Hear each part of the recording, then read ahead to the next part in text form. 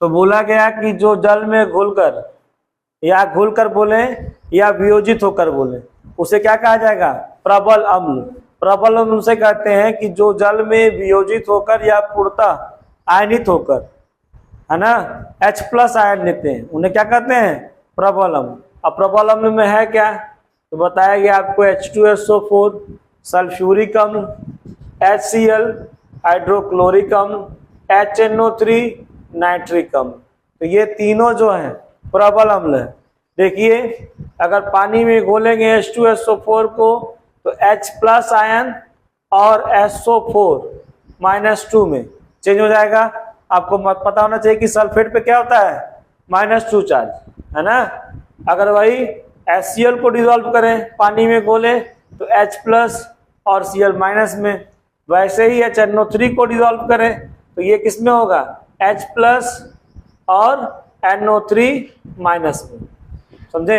अब इसके बाद प्रबल अम्ल के बाद अगर हम बात करें दुर्बल अम्ल की बात, दुर्बल अम्ल क्या होता है भाई?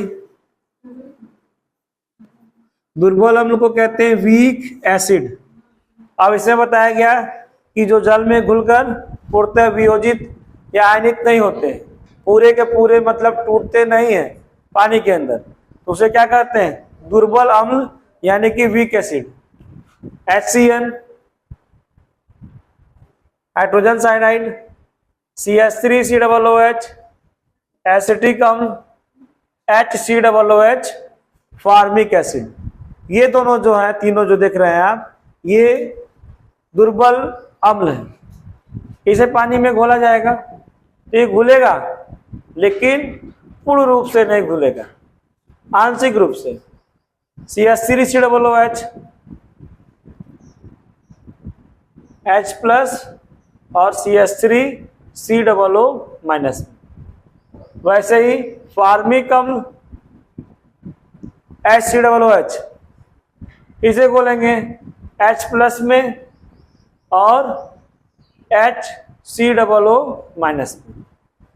अब प्रबल अम्ल के बाद अगर बात करें हम अम्ल के भौतिक गुणधर्म के बारे में, तो अम्ल के भौतिक गुणधर्म कैसे हैं भाई?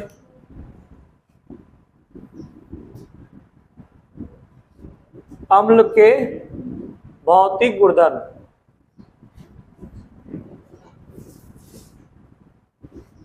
पहले भौतिक का मतलब समझिए फिजिकल, जो चीज आपको दिखाई दे ना, जिसको आप विजुलाइज कर सके, उसे क्या कहते हैं? फिजिकल ना। तो बताया गया इसमें कि अम्ल कैसे होते हैं? स्वाद में खट्टे होते हैं,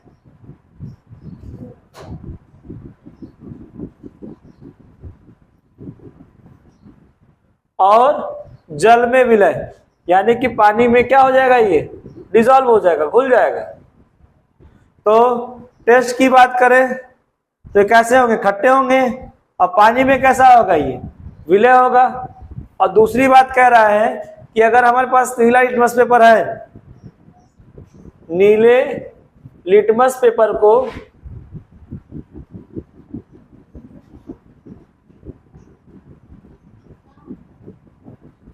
क्या कर देगा? लाल कर देगा। अगर हमारे पास एसिड है और ब्लू लिटमस पेपर है, अगर इसके अंदर डालेंगे तो इसका रंग कैसा हो जाएगा? लाल हो जाएगा। तीसरा बात हमने बोला आपसे कि तीसरा बात में ये है कि अम्ल की जो प्रकृति होती है, जो नेचर होता है, वो कैसा होता है? तो संक्षारक प्रकृति का होता है। संक्षारक मतलब केरोसिव नेचर का होता है। मतलब कपड़े में पड़ जाए, त्वचा में पड़ जाए, लकड़ी में पड़ जाए, कागज पड़ जाए, तो क्या कर देगा? इसको खराब कर देगा ना। तो इसकी प्रकृति कैसी होती है? संक्षारक प्रकृति की होती है।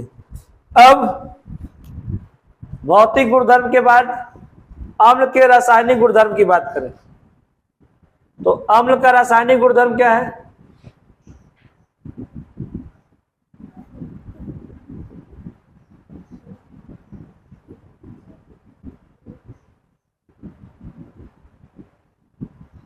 सबसे पहली बात कि अगर धातु की क्रिया अम्ल से करा देते हैं तो लवण और हाइड्रोजन गैस बनता है।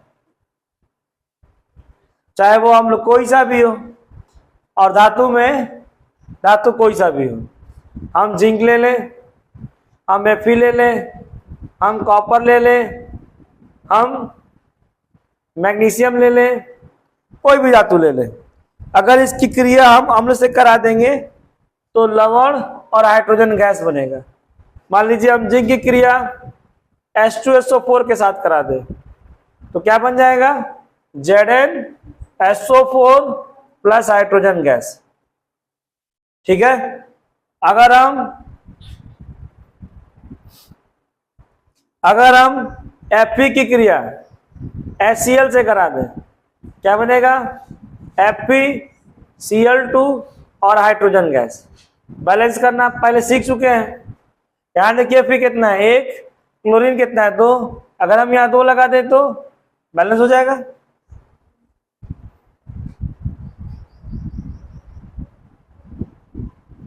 वैसे ही दूसरी बात, अगर हम धातु कार्बोनेट की क्रिया अम्ल के साथ करा दें, धातु कार्बोनेट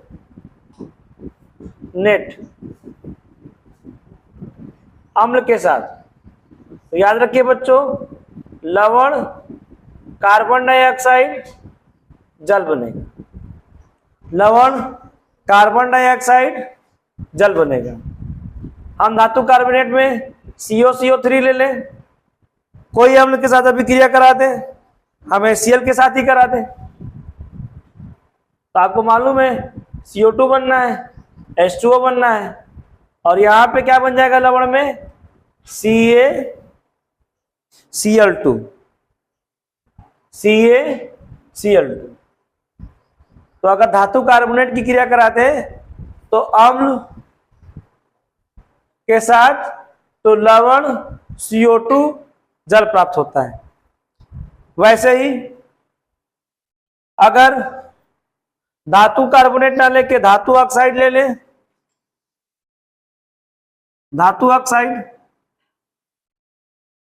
अम्ल के साथ, तो इस केस में लवण और सिर्फ जल प्राप्त होगा। धातु ऑक्साइड में कोई भी धातु ऑक्साइड ले सकते हैं, CaO ले लें, कैल्शियम ऑक्साइड HCl से भी क्रिया करा दें, क्या बन जाएगा, CaCl2 और जल बनेगा।